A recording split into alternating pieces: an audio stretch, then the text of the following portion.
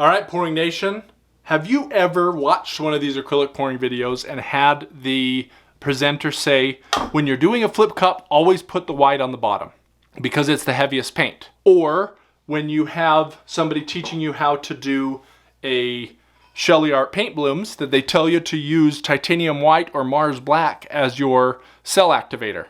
Why do they do that? The reason is some paints weigh more than other paints.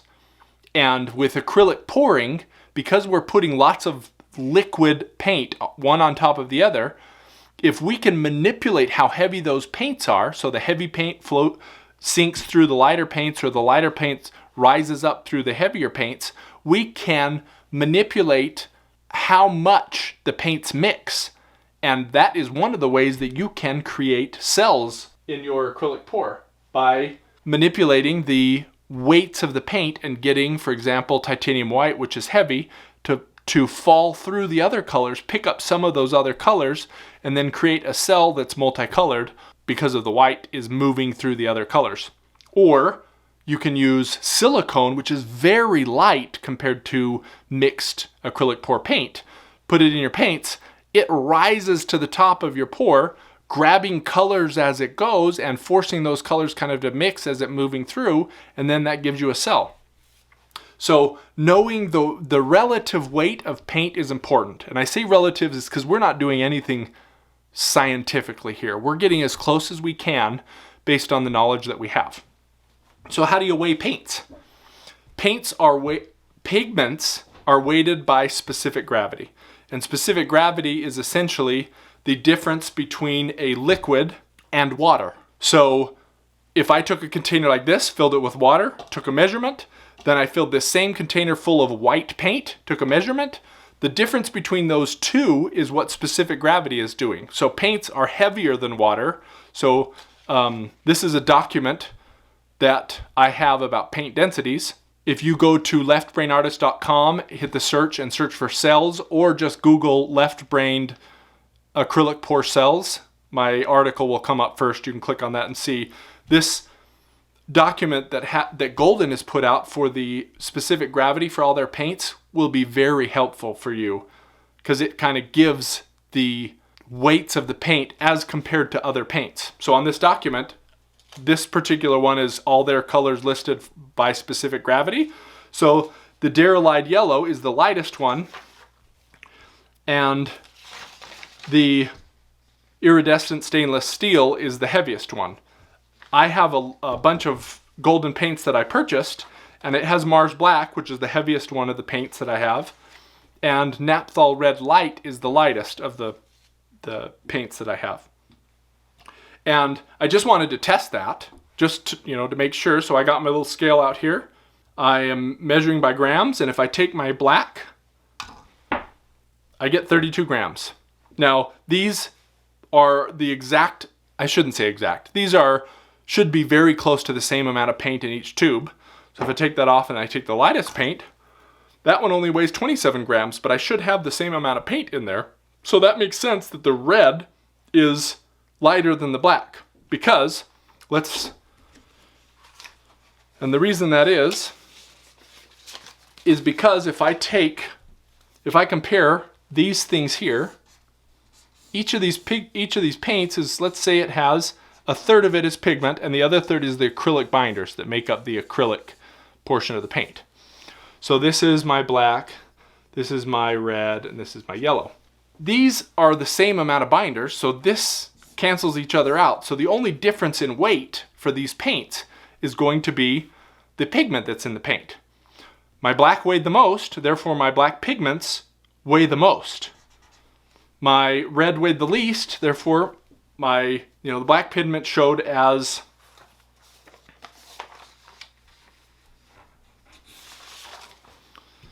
4.6 on the specific gravity scale. The Naphthol red showed 1.4, so it's barely denser than water, and this Mars Black is quite a bit denser than water. But this way, we can have I don't need to know exactly, I just need to know that my black is going to be heavier than my red, and my yellow is going to be kind of in the middle. This document here helps me for Golden paints, But golden paints aren't the only paints out there. What about Liquitex? Or what about Master's Touch or Artist Loft? Well, there's a nice little cheat that you can do. Each of these paints lists, at least the the student level and up, list the pigments that get used in the paint. For example, this Liquitex Phthalo Blue shows me that it uses PB 15.3 as its main pigment. This Master's Touch Ultramarine uses PB 29 as its main pigment. So I could look up on this list. It has the index, which is the name for the pigment. I could look up PBK11 for this one. I could look it up and see what that paint of golden weighs, and then I'd have a general idea of what the different providers of pigments weigh, so that I can use that when I'm doing my acrylic pour. Hey Pouring Nation, I've got a bunch more tips for you, but if so far you've gotten value out of this video, I would appreciate it if you'd hit the like button down below. That does help us with YouTube to get this video distributed out to other people that are interested in learning acrylic paint pouring. Also, we have these videos every week. If you want to get notified, hit the subscribe button and the bell icon, and it will let you know every time we put out a video. Generally, that's every Saturday morning and an occasional bonus video during the week. So let's get back to acrylic pour paint weights. So as mentioned before, obviously, golden has its own PY 154. See that right there? So you should be able to see that on any of these paints. And then using that, you can look it up here. In this case, it's my PY 175 is my yellow, and that's about 1.52. So I know that a 1.52 is going to be less heavy than, say, burnt sienna, which is 3.1. Now, why does that matter? We touched on it a little bit before, but when I'm stacking my paints for, let's say I'm doing a straight pour, so I'm just going to pour this straight out of the cup.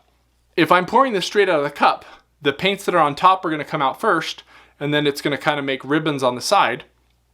But I probably want my heavier paint to be behind so that it comes out last, and then as it hits the canvas and starts interacting with the paint, it kind of drops and gives me some of those effects that happen as the paint drops into that.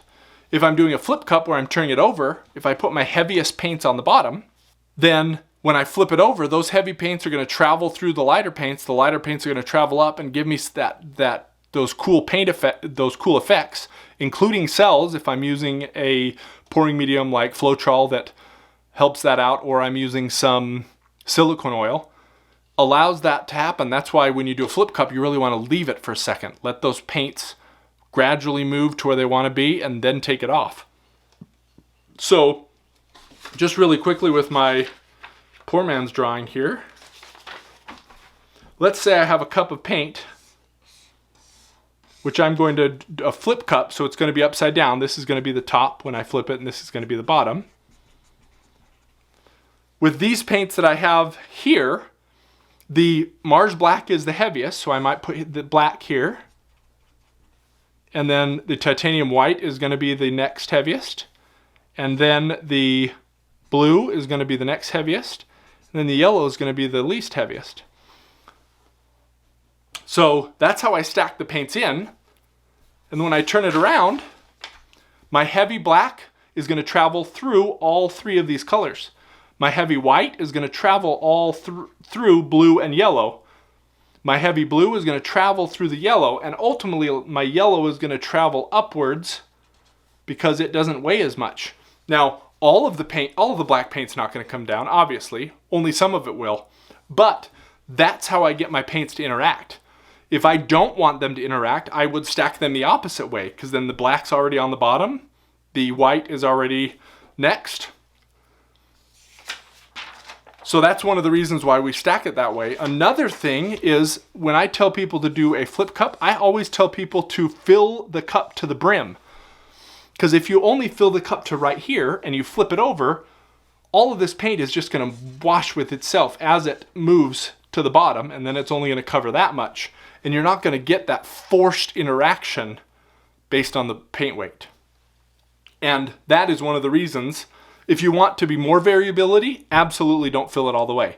If you want less variability, but you want to kind of control the black going through or the white going through or the heavier blue going through, you want to fill it completely up when you flip it over. So just one example, I don't want to just talk about it, but I want to show you an example. So we know that the yellow is the lightest of these paints. So if I put yellow down first, I can put it there. And all of these paints are mixed with Liquitex pouring medium 2:1, and then a little bit of water is added to some of these just to make them the right consistency. But they're all about the right consistency. So if I put my black down, now I don't have a lot of paint in there, so the black doesn't have a lot of room to go, but I'll show you in just a minute what's going to happen. Blue is less dense than black, so I would expect it just to kind of sit on top. White is more dense than blue, less dense than black, so I would expect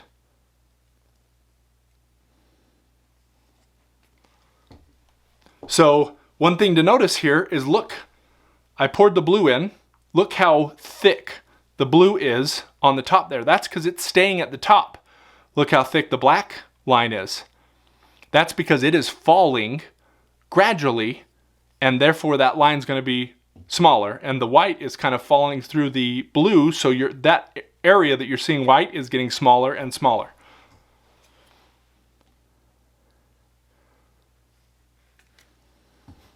So again, if I pour yellow on top of the black, I know the yellow weighs less, so it's going to sit there at the top. But see, still, look at the blue band. It's much bigger than the white band or the black band because it weighs so much less, it's not falling as much.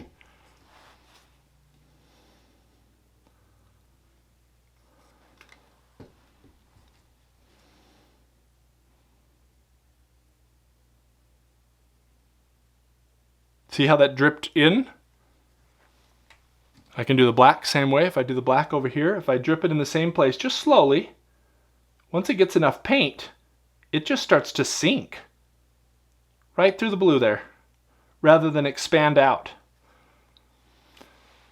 Now the yellow, because it's thinner, I would expect it to hit and then just kind of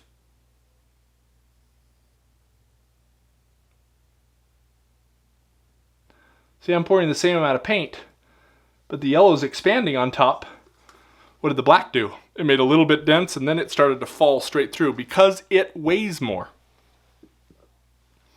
So, again, why this is important is, as you're pouring paint, you can decide where you want that paint to go based on how dense compared to the other paints that it is. Look, I just poured a half a cup of black paint, and it hardly even shows here because it's falling, and you can kind of see the paint moving over as the black sinks through the other paint. Now it's kind of hard to see here, but I can see all that black paint is just falling right straight through. Look, that black is just disappearing because it weighs so much more.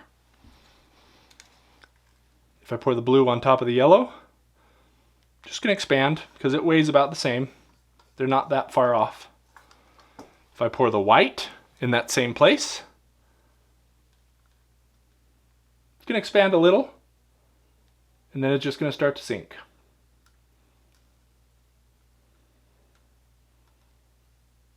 And if I let this sit, I'll speed this up a little bit. And see how that white contracted there? Because it's just falling straight through the blue and the yellow that it's on top of. So that is why the specific gravity, the relative weight, whatever you want to call it, of paint matters in acrylic paint pouring. And understanding that is key for maintaining as much control as is really possible for acrylic paint pouring.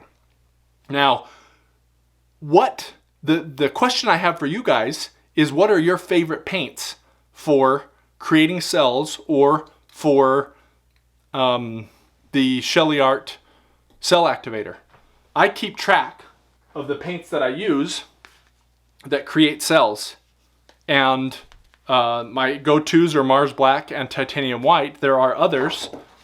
You know, if I just go back to my list here, the heaviest paint for golden was iridescent steel, but zinc white, cadmium red light, cadmium orange. Those all would be great choices for heavy paint to potentially help create cells. Now it's time for all of you guys to go get your pouring stuff out and do an amazing pour this weekend. I'm going to do the same with this cup of paint that I just made. We'll see you guys next week.